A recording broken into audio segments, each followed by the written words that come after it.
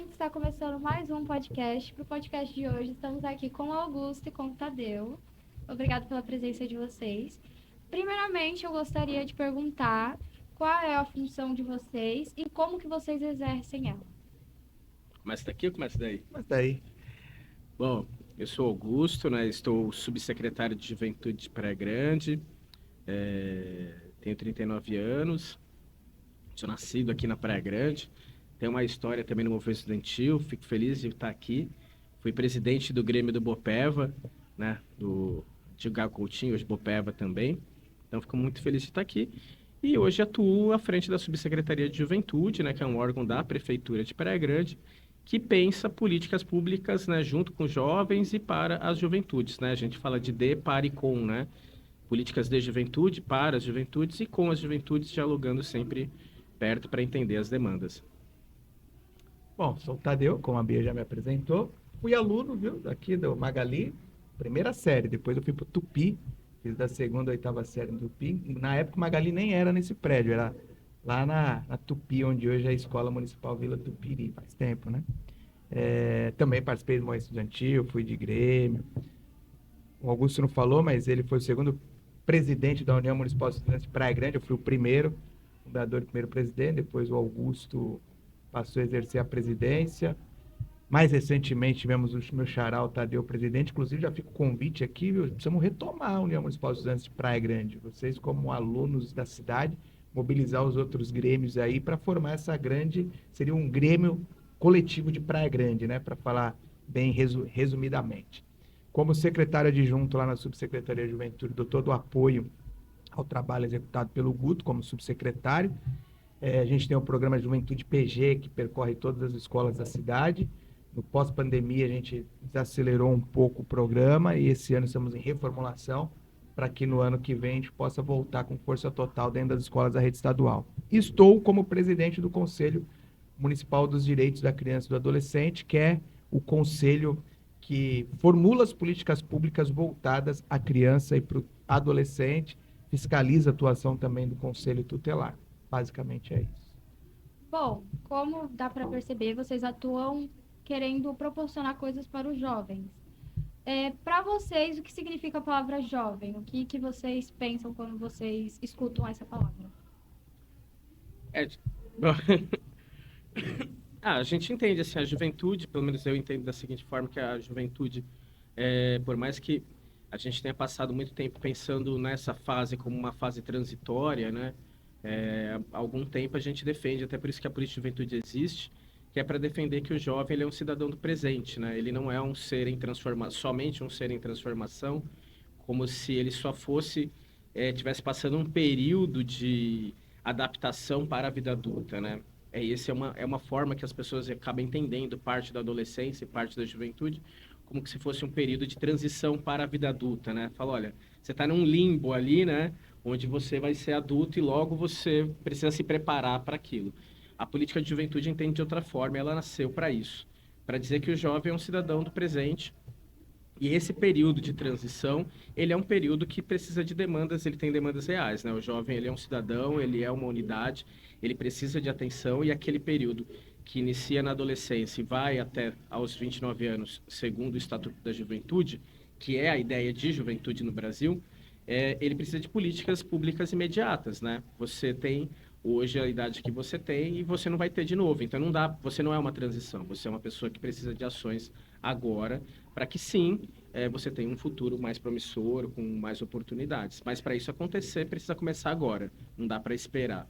E é para isso que e dessa forma que a gente entende o jovem, que a política de juventude, de uma forma geral, entende o jovem, que é aquele cidadão que precisa de ações imediatas, políticas públicas imediatas, né? A gente está falando de política do emprego, a gente está falando de política de educação, a gente está falando também de lazer, entretenimento, né? Diversas atividades que precisam ser feitas agora, como esse podcast, né? Esse podcast é um exemplo disso, de ações que estão sendo feitas no presente, mas que não tenho dúvida que vão dar frutos no futuro. E também, até puxando um pouquinho antes da questão da idade da juventude, 15 anos, a gente tem essa fase do adolescente, né? Que para a legislação, a partir dos 12 já é adolescente. Então você tem essa transição da fase de criança para adolescente, onde começa a despertar várias aptidões, vários conhecimentos, por exemplo. Podcast acho que é uma ação dessa, né? Você sai enquanto criança ali do ensino fundamental, entrando no Fundamental 2, para o ensino médio, e aí cada um vai vendo suas aptidões, uns para a área da cultura, outros para a área do esporte, outros para as questões de pesquisa e estudo. Esse período de conhecer, de experimentar muitas situações e se aperfeiçoar em algumas. Agora, uma dúvida. Não é novidade para ninguém que os jovens de antigamente são diferentes dos jovens atuais, né? Tem algumas diferenças, mas vocês acham que são diferenças muito grandes, muito drásticas? Mudanças muito grandes? Vai ser daí, né? A diferença do jovem de antigamente para o jovem de hoje é a tecnologia, o celular, né? O smartphone. E quando a gente fala antigamente, não é tão antigamente. Há 10 anos atrás, quando nós entramos na Subsecretaria de Juventude, a gente até fez um mapa da juventude na época, e a nossa comunicação era por Nextel. A gente fala muito disso. Dessa rapidez na tecnologia. Vocês sabem o que é Nextel? Não sabe. De 10 anos atrás. Nextel é um aparelho de telefone que você ligava como telefone ou usava ele como rádio. Você tinha um Nextel, eu tinha um Nextel, eu tinha um Nextel. Então a gente não precisava se ligar no número para falar. Bastava eu procurar o seu contato, apertava um botãozinho do lado assim, fazia... Gusto, tá na escuta? Opa, tô na escuta, Tadeu. Isso era um Nextel, era um rádio, basicamente, né? E fazem 10 anos atrás, todo mundo queria ter um Nextel. E era um tijolão, né? Hoje, você tem aí o smartphone, tem os smartwatch que você liga aqui, pega aqui o aparelho de relógio, você faz uma ligação e fala, se colocar um Bluetooth, você fala. Então, assim, é muito rápido, né? Vocês vivem essa juventude hoje em dia, e nós também somos absorvidos por essa tecnologia, mas essa questão que o Guto falou muito da transição, também falei um pouco de transição de criança para adolescente, a tecnologia está acelerando diversos processos, né? O impacto da tecnologia na vida dessa criança e desse adolescente, ele é enorme. Eu acho que pegando essa linha do que o Tadeu está falando, acho que a gente vive o maior processo de transformação da humanidade como nunca visto, né? A Revolução Industrial, ela demorou séculos para ser totalmente implantada, né? E consolidada. E a gente está vivendo uma revolução tecnológica aqui Tadeu usou 10 anos, mas se a gente pensar assim, os smartphones têm o quê? 12, 15 anos? Mais que isso, assim. Essa hiperconectividade acaba gerando, acho que esse senso de urgência que a geração Z, né, a chamada geração Z, ou as novas gerações, tem tido esse senso de eu preciso responder, eu preciso estar conectado, eu preciso participar, eu preciso estar presente. Isso é algo que não era real na nossa geração, até porque a nossa conexão ela era só dentro da presença, né? Eu lembro, Tadeu, Bia, quem estiver nos escutando, a primeira vez que eu saí da praia, eu devia ter uns 15 anos, e eu nem tinha computador em casa, e a gente estava jogando bola na praia, saímos, e aí um amigo meu falou para outro, a gente se fala depois no MSN, que era a forma de se conversar online, né? Era o WhatsApp do primitivo, mas só no computador. E aquilo para mim, eu lembro que foi um choque. Eu falei, se eles estão os dois aqui, né, a gente acabou de sair da praia e jogar bola, por que eles têm que se falar agora e vão se falar depois? Né? Naquele momento eu nem entendi essa hiperconectividade que acontece hoje. Hoje a gente tem uma série de casos, por exemplo, de jovens que têm muito mais facilidade de se relacionar, né, atrás de uma tela, né, por meio do computador, do que pessoalmente. Porque essa hiperconectividade gerou outras relações para o próprio desenvolvimento do cérebro, né? Eu não sei o quanto isso é positivo ou não, né? Também eu tenho alguma relação com essa ideia de progresso diferente. Então, eu acho que isso faz com que também essa nova juventude tenha outras percepções do tempo, né? Do tempo das relações de trabalho. E é muito natural, Bia, assim, as gerações vão se passando e a gente vai sempre achando que a próxima, né, tá indo por caminhos diferentes dos nossos e não tão bons quanto os nossos, né? Mas não é diferente. As gerações passadas, as nossas, também tinham essa mesma impressão que a nossa. E gerações que tiveram grandes transformações, como nos anos 60, onde a gente tem uma grande transformação, né? De percepção do tempo dos jovens que ali estavam chegando, também sofreram resistência do passado. Então, eu acho que é um processo natural, né? mas que é importante que as novas gerações ouçam, escutem e percebam também que não precisa ser refém da velocidade que as novas tecnologias nos dão, né? Hoje a gente tem as inteligências artificiais, né? Eu estava lendo anteontem sobre isso. Essas inteligências artificiais nasceram parecendo que iam nos ofertar mais tempo, né? Olha, ficou muito mais fácil agora você fazer uma imagem numa IA do que você precisaria passar muito tempo fazendo um designer ali. Mas na verdade elas estão nos dando burnout, porque agora você não faz uma imagem, você faz várias e fica sendo cobrado para entregar mais em mais velocidades, né? Então isso vai dando uma observação do tempo diferente que as novas gerações têm, com que faz com que todo o desenvolvimento seja, né, mais acelerado de alguma forma, né? Agora, se vocês pudessem dar um conselho para os jovens, qual seria esse conselho? Cara, eu diria que tem que estudar, meu. Tem que estudar e ler. Assim, eu vou falar o que eu falo pro meu filho. Eu tenho um filho de 13 anos. Qual a sua idade? Desculpa. Eu tenho 15, vou fazer 15. 16. Então, você é 2 anos mais velho que meu filho. Meu filho, como todo adolescente, ele tá conectado. Eu tô fazendo essa crítica toda, mas dentro de casa eu tenho uma criança conectada, né? Um adolescente, né? E o que eu falo para ele muito é que, assim, por mais que é importante, necessário, né? Saber o que está acontecendo no mundo das novas tecnologias, não pode deixar isso passar, porque é o tempo de vocês, né? Eu posso ter críticas a isso, vocês devem criticar as novas tecnologias e as formas como se utilizam ela, mas tem que estar antenado. Mas não pode perder a percepção da realidade, né? Então, quando eu falo de percepção da realidade, eu estou falando de ter tempo para ir na praia, ter tempo de pisar na areia, ter tempo de sentir uma brisa do mar, ter tempo de dar um mergulho, ter tempo de saber o que é uma planta, ter tempo de mexer numa terra, ter tempo de viver as coisas reais, né? E não perder essas habilidades humanas, né? A gente não foi feito, né, enquanto ser humano, para estar atrás de uma tela, para estar olhando para um computador e nem para um celular. A gente foi feito para correr, a gente foi feito para subir em árvore, a gente foi feito para nadar, né? Para experimentar a vida, né? Então, se eu posso dar um conselho para os adolescentes, é que experimentem a vida real fora dessa conexão. E leiam livros, né? Porque o ato de ler é o que vai te permitir ter vocabulário, análise de mundo, se aprofundar para além de um vídeo. Um vídeo são recortes de pensamentos, né? Já um pensamento às vezes leva 500, 600, 1000 folhas para ser escrito, né? Então, eu diria isso. Experimentem a vida, conheçam o que é de verdade, né? O que a natureza nos deu e leiam. Pegar até um pouco que você falou anteriormente da IA, a gente tem lido pesquisas de que hoje a sociedade, de uma forma geral, não só o jovem, já tem a IA como principal amigo aí, né? Com a IA que ele pede conselhos, o que devo fazer assim assado, o que eu devo falar para a pessoa que eu me relaciono, o que eu devo fazer quando dois amigos meus estão brigando. São perguntas que as pessoas estão indo para a IA e fazendo como orientação para depois levar para a vida real. E a gente já observa também através da IA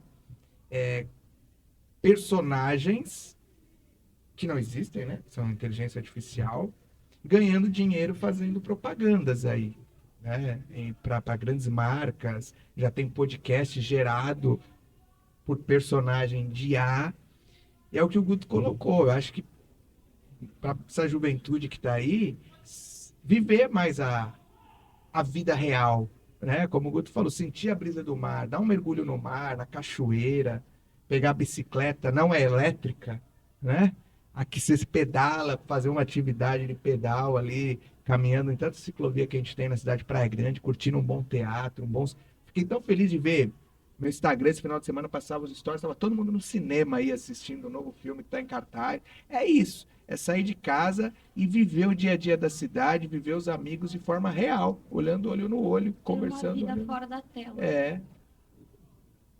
Que agora a gente está substituindo muito a vida real pela vida tecnológica, digamos assim. A gente prefere 1000 vezes conversar por celular do que conversar pessoalmente, que foi o que ele disse. E nisso a gente acaba deixando de viver, a gente acaba deixando de ter experiências fora de uma tela.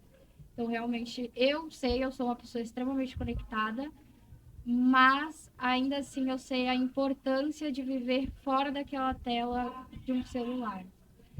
Agora, eu queria saber sobre um evento que teve ano passado, que foi a Feira do Estudante. Esse ano terá novamente? Bia, só voltando a isso aí, eu vou dar um exemplo que uma vez é, eu fiz com meu filho e com minha filha. A gente estava numa caverna. E aí peguei uma pedra, Tadeu, e falei, ó, mordam. Ah, rapaz, você é maluco? Eu falei, não morde, pedra tem sabor. Isso aqui é uma pedra de verdade, tá? Isso aqui é uma pedra de quartzo. Expliquei pra eles o que é uma pedra de quartzo. Coloca na boca, morde. Pedra tem sabor, pedra tem gosto.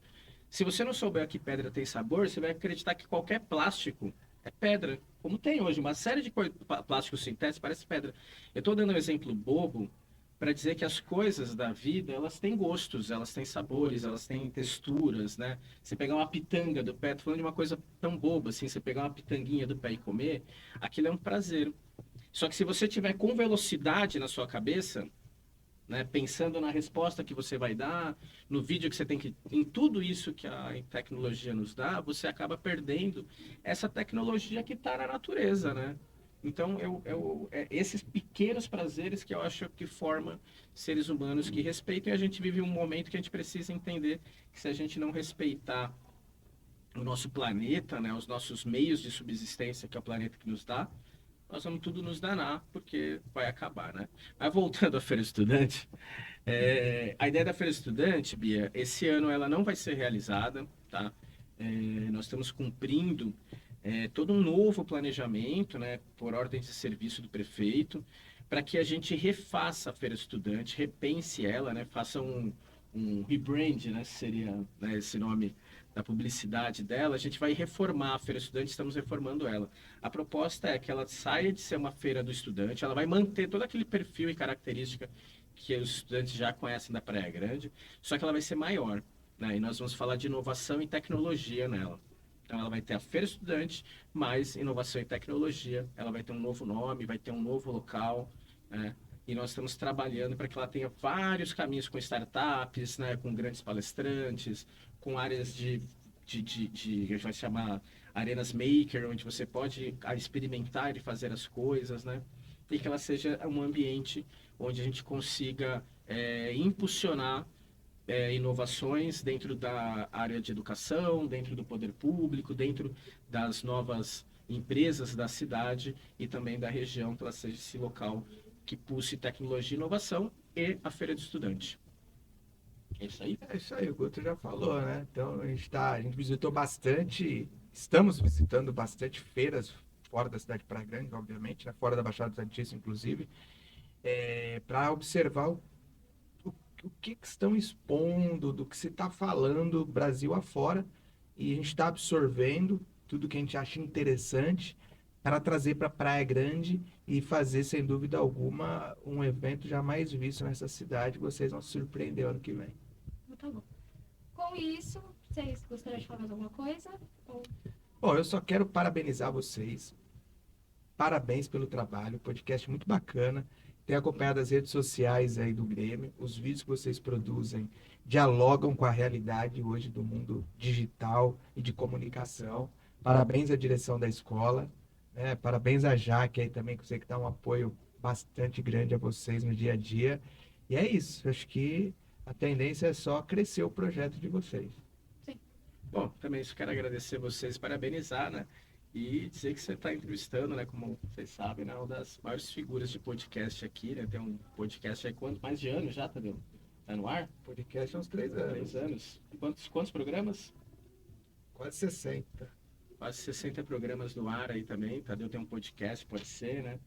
E parabenizar a escola e toda a direção, todo o corpo de professores que incentivam e vocês, né? E vocês, alunos que estão afim, né? Isso é extremamente importante, né? Tá afim é importante, tá afim também reverbera, faz com que também outras pessoas, outros alunos vão se incentivando. E eu tenho certeza que tá afim produzir, ter vontade não é fácil, porque não é fácil pra gente, também para vocês também deve gerar um monte de dificuldades, mas sigam em frente, estão de parabéns, tá incrível. Tô muito feliz de estar aqui e feliz de ver coisas acontecendo nas escolas públicas. Parabéns. Obrigada. E ó, Não te cortando, já fica o convite para os 3 aí, de ir lá na bancada do Pode Ser um dia, Tá bom. de fazer ao vivo para vocês contarem essa experiência de vocês, até para que sirva de exemplo a outros alunos. Pode ser. Pode ser. Pode ser. E com isso eu agradeço a presença de vocês e a gente finaliza mais um podcast. Até o próximo e entrem no canal para assistir os que vocês perderam os anteriores. Tchau, gente!